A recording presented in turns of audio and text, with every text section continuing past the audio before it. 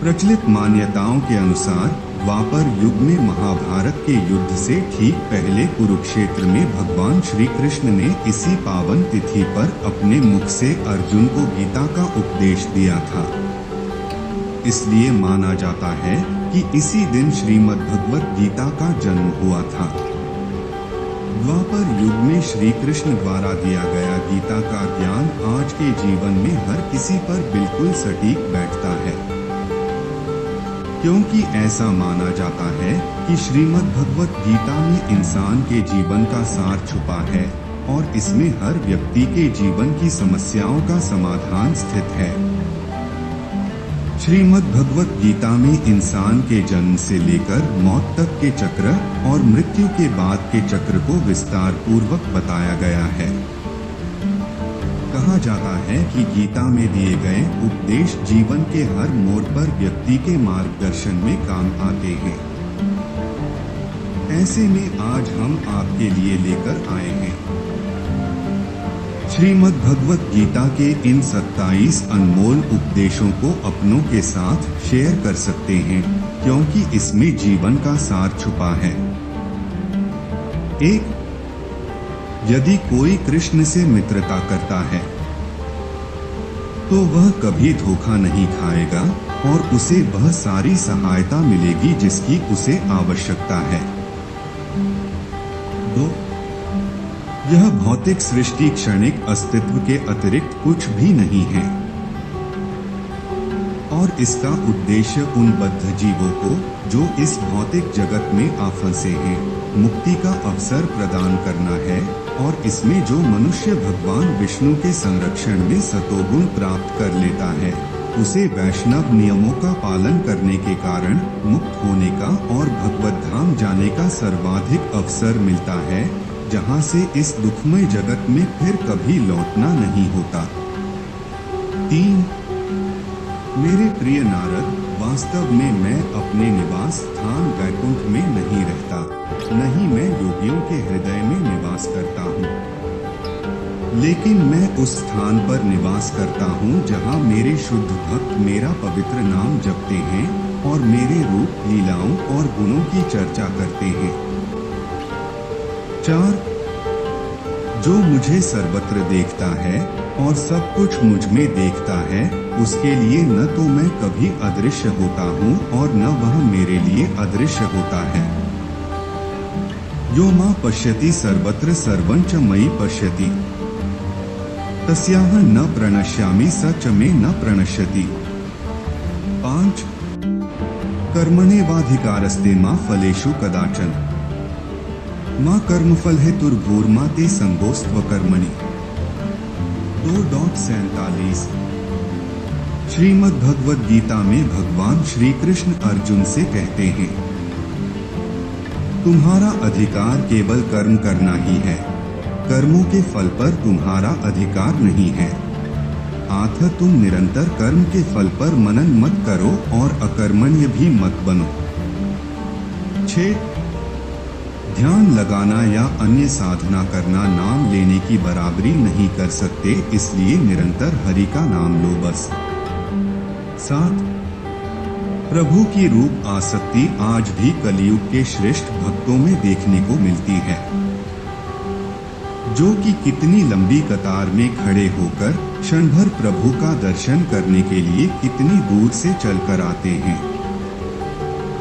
ऐसे भक्त बार बार कतार में लगकर प्रभु का बार बार दर्शन करते हैं। 8. एक वास्तविक भक्त वह चींटी के प्रति भी कोई अनादर नहीं दिखाता है, और देवताओं की क्या बात करें, क्योंकि वह इस ज्ञान में है कि हर जीव परम भगवान का अंश है। वे केवल विभिन्न पार्ट बजा रहे हैं, तो सर्वोच्च भगवान के साथ संबंध में वे सभी सम्मानित हैं। 9. यदि हम वास्तव में स्वतंत्र होना चाहते हैं तो हमें उन ताकतों का मुकाबला करने के लिए तैयार रहना होगा जो हमें बांधती हैं या विचलित करती हैं।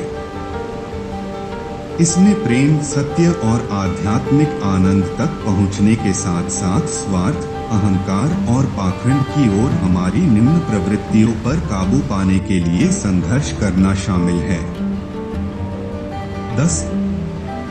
जिसने इस प्रकार परम भगवान को अपने हृदय में धारण कर लिया है, उसे भागवत प्रधान, भगवान का सबसे श्रेष्ठ भक्त कहा जाना चाहिए। 11. यह शरीर उत्पन्न होता है, बढ़ता है, बना रहता है, दूसरे शरीरों को जन्म देता है, उसका क्षय होता है और तब वह नष्ट हो जाता है। किंतु मूर्ख लोग नश्वर शरीर के साथ स्थायी समझौता करना चाहते हैं और सोचते हैं कि उनकी जायदाद, संतानें, समाज, देश इत्यादि उन्हें संरक्षण प्रदान करेंगे।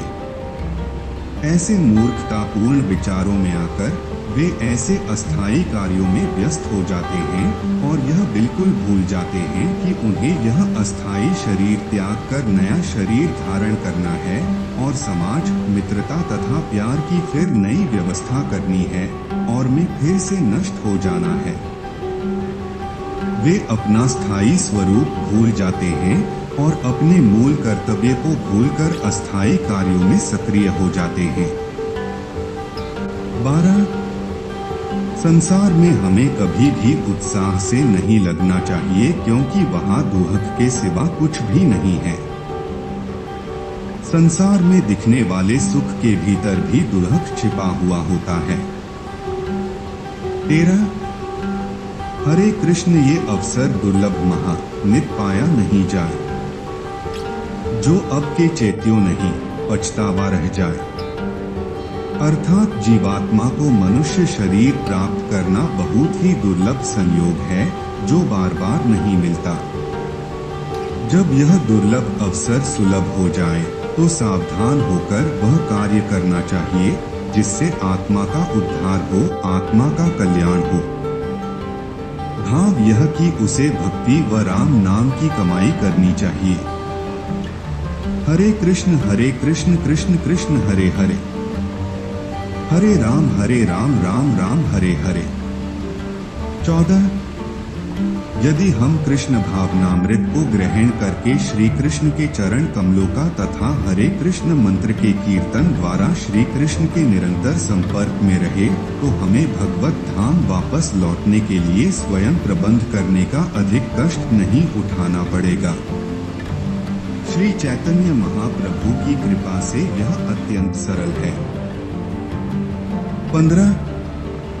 ब्रह्मा तथा अन्य देवताओं को मनुष्यों की अपेक्षा अधिक उत्तम शरीर प्राप्त, फिर भी ब्रह्मा समेत सारे देवता मनुष्य जीवन प्राप्त करना चाहते हैं, क्योंकि यह विशेष रूप से उसी जीव के लिए होता है जो दिव्य ज्ञान तथा धार्मिक सिद्धि प्राप्त कर सके।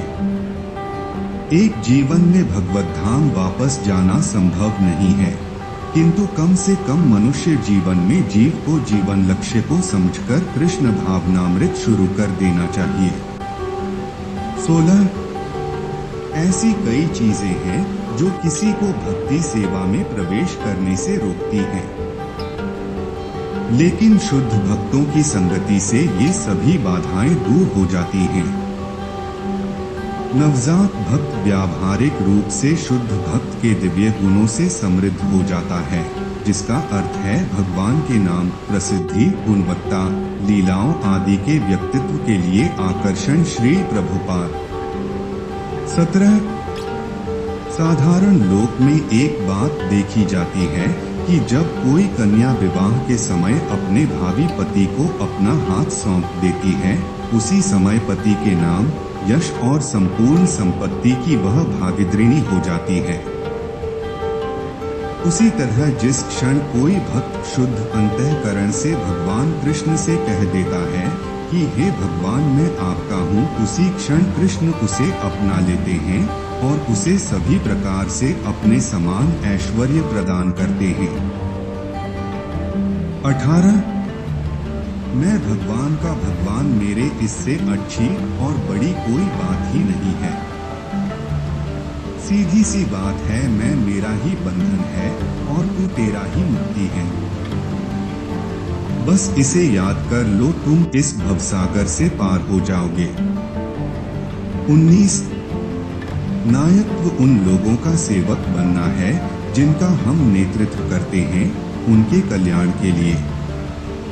इसलिए उन्हें प्रभावित करने का प्रयास न करें, अपितु उन्हें प्रेम प्रदान करें। 20 ऐसा कृष्ण भावना भावित व्यक्ति तीनों पापों के संघात से तनिक भी विचलित नहीं होता, क्योंकि वह इन कष्टों तापों को भगवत कृपा के रूप में लेता है और पूर्व पापों के कारण अपने को अधिक कष्ट के लिए योग्य मानता है, और वह देखता है कि उसके सारे दुख भगवत कृपा से रंच मात्र रह जाते हैं। इसी प्रकार जब वह सुखी होता है तो अपने को सुख के लिए अयोग्य मानकर इसका भी श्री भगवान को देता है। वह सोचता है कि भगवत कृपा से ही वह ऐसी सुखद स्थिति में है और भगवान की सेवा और अच्छी तरह से कर सकता है। 21 सबसे महत्वपूर्ण बात यह है कि कृष्ण भावना भावित व्यक्ति किस तरह बोलता है, क्योंकि वाणी ही किसी मनुष्य का सबसे महत्वपूर्ण गुण है। कहा जाता है कि मूर्ख का पता तब तक नहीं लगता जब तक वह बोलता नहीं। एक बनेठने मूर्ख को तब तक नहीं पहचाना जा सकता जब तक वह बोले नहीं, किंतु बोलते ही उसका यथार्थ रूप प्रकट हो जाता है।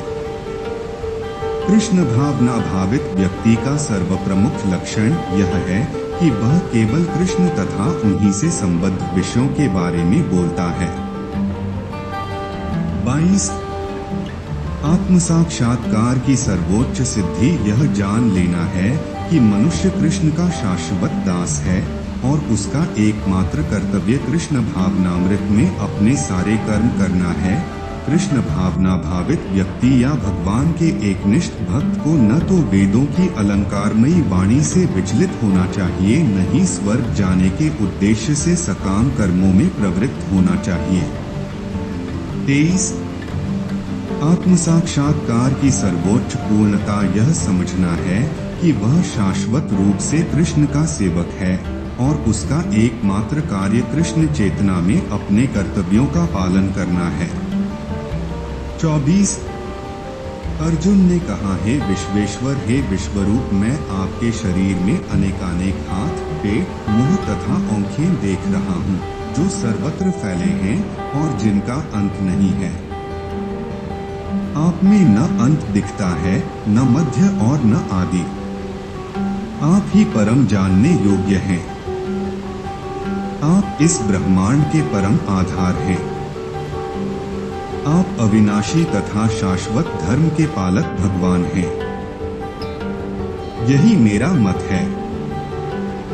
25 निश्चय ही यदि कोई मुझे भक्ति पूर्वक एक पत्ता, एक फूल, एक फल और जल अर्पित करता है तो मैं अपने ऐसे शुद्ध हृदय और स्नेही भक्त की उस संपूर्ण भेंट को हार्दिक प्रेम से ग्रहण कर लेता हूँ, जिसे मैं सहर्ष स्वीकार कर लेता हूँ। 26 जो कोई भी अच्छा काम करता है उसका कभी भी बुरा अंत नहीं होता, चाहे वह यहाँ हो या दुनिया में।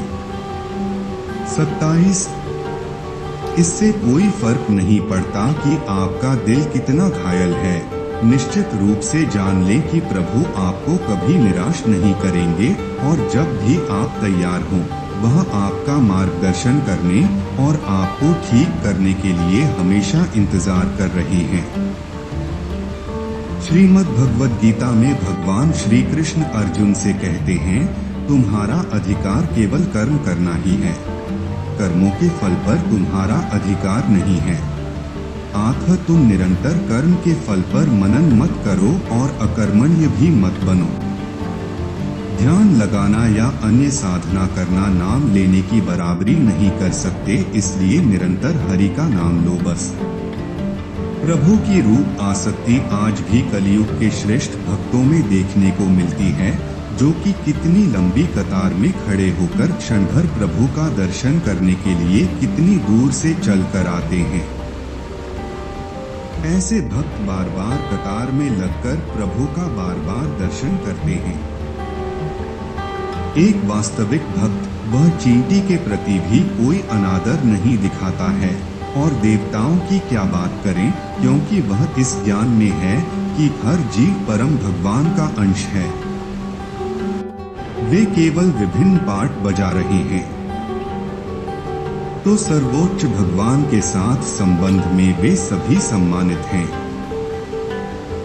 यह शरीर उत्पन्न होता है, बढ़ता है, बना रहता है, दूसरे शरीरों को जन्म देता है, उसका क्षय होता है और तब वह नष्ट हो जाता है। किंतु मूर्ख लोग नश्वर शरीर के साथ स्थायी समझौता करना चाहते हैं और सोचते हैं कि उनकी जायदाद, संतानें, समाज, देश इत्यादि उन्हें संरक्षण प्रदान करेंगे। ऐसे मूर्खतापूर्ण विचारों में आकर वे ऐसे अस्थायी कार्यों में व्यस्त हो जाते हैं और यह बिल्कुल भूल जाते हैं कि उन्हें यह अस्थायी शरीर त्याग कर नया शरीर धारण करना है और समाज, मित्रता तथा प्यार की फिर नई व्यवस्था करनी है और में फिर से नष्ट हो जाना है। वे अपना स्थायी स्वरूप भूल जाते हैं और अपने मूल कर्तव्य को भूलकर अस्थायी कार्यों में सक्रिय हो जाते हैं। संसार में हमें कभी भी उत्साह से नहीं लगना चाहिए, क्योंकि वहाँ दुख के सिवा कुछ भी नहीं है। संसार में दिखने वाले सुख के भीतर भी दुख छिपा हुआ होता है। हरे कृष्ण, ये अवसर दुर्लभ महा नित पाया नहीं जाए, जो अब के चेत्यो नहीं पछतावा रह जाए। अर्थात जीवात्मा को मनुष्य शरीर प्राप्त करना बहुत ही दुर्लभ संयोग है, जो बार बार नहीं मिलता। जब यह दुर्लभ अवसर सुलभ हो जाए तो सावधान होकर वह कार्य करना चाहिए जिससे आत्मा का उद्धार हो, आत्मा का कल्याण हो। भाव यह कि उसे भक्ति व राम नाम की कमाई करनी चाहिए। हरे कृष्ण कृष्ण कृष्ण हरे हरे, हरे राम राम राम हरे हरे। यदि हम कृष्ण भावनामृत को ग्रहण करके श्री कृष्ण के चरण कमलों का तथा हरे कृष्ण मंत्र के कीर्तन द्वारा श्री कृष्ण के निरंतर संपर्क में रहे तो हमें भगवत धाम वापस लौटने के लिए स्वयं प्रबंध करने का अधिक कष्ट नहीं उठाना पड़ेगा। श्री चैतन्य महाप्रभु की कृपा से यह अत्यंत सरल है। ब्रह्मा तथा अन्य देवताओं को मनुष्यों की अपेक्षा अधिक उत्तम शरीर प्राप्त, फिर भी ब्रह्मा समेत सारे देवता मनुष्य जीवन प्राप्त करना चाहते हैं, क्योंकि यह विशेष रूप से उसी जीव के लिए होता है जो दिव्य ज्ञान तथा धार्मिक सिद्धि प्राप्त कर सके। एक जीवन में भगवत धाम वापस जाना संभव नहीं है, किंतु कम से कम मनुष्य जीवन में जीव को जीवन लक्ष्य को समझकर कृष्ण भावनामृत शुरू कर देना चाहिए। ऐसी कई चीजें हैं जो किसी को भक्ति सेवा में प्रवेश करने से रोकती हैं, लेकिन शुद्ध भक्तों की संगति से ये सभी बाधाएं दूर हो जाती हैं। नवजात भक्त व्यावहारिक रूप से शुद्ध भक्त के दिव्य गुणों से समृद्ध हो जाता है, जिसका अर्थ है भगवान के नाम, प्रसिद्धि, गुणवत्ता, लीलाओं आदि के व्यक्तित्व के लिए आकर्षण। श्री प्रभुपाद। साधारण लोक में एक बात देखी जाती है कि जब कोई कन्या विवाह के समय अपने भावी पति को अपना हाथ सौंप देती है, उसी समय पति के नाम, यश और संपूर्ण संपत्ति की वह भागीदारी हो जाती है। उसी तरह जिस क्षण कोई भक्त शुद्ध अंतःकरण से भगवान कृष्ण से कह देता है कि हे भगवान मैं आपका हूँ, उसी क्षण कृष्ण उसे अपना लेते हैं और उसे सभी प्रकार से अपने समान ऐश्वर्य प्रदान करते हैं। मैं भगवान का भगवान, मेरे इससे अच्छी और बड़ी कोई बात ही नहीं है। सीधी सी बात है, मैं मेरा ही बंधन है और तू तेरा ही मुक्ति है। बस इसे याद कर लो, तुम इस भवसागर से पार हो जाओगे। नायकत्व उन लोगों का सेवक बनना है जिनका हम नेतृत्व करते हैं, उनके कल्याण के लिए। इसलिए उन्हें प्रभावित करने का प्रयास न करें, अपितु उन्हें प्रेम प्रदान करें। ऐसा कृष्ण भावना भावित व्यक्ति तीनों पापों के संघात से तनिक भी विचलित नहीं होता, क्योंकि वह इन कष्टों तापों को भगवत कृपा के रूप में लेता है और पूर्व पापों के कारण अपने को अधिक कष्ट के लिए योग्य मानता है, और वह देखता है कि उसके सारे दुख भगवत कृपा से रंचमात्र रह जाते हैं। इसी प्रकार जब वह सुखी होता है तो अपने को सुख के लिए अयोग्य मानकर इसका भी श्री भगवान को देता है। वह सोचता है कि भगवत कृपा से ही वह ऐसी सुखद स्थिति में है और भगवान की सेवा और अच्छी तरह से कर सकता है।